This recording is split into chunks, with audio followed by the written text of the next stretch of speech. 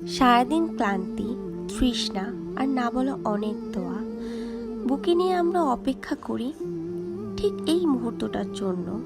সূর্য ধীরে ধীরে ডুবে যায়, আকাশে লাল আভা ছড়িয়ে পড়ে। ঠিক তখনই হৃদয়ে বাজে এক অদ্ভুত শান্তির সুর। হ্যাঁ, এটাই ইফতারের সময়। একটা খেজুর, এক গ্লাস পানি, কিন্তু এর মধ্যেই লুকিয়ে থাকে অগণিত রহমত। রান্নাঘরের শেষ প্রস্তুতিতে চলছে ব্যস্ততা। সব কিছু টেবিলে সাজানো, আর সবাই একসাথে অপেক্ষা করছে আজানের ধ্বনির জন্য।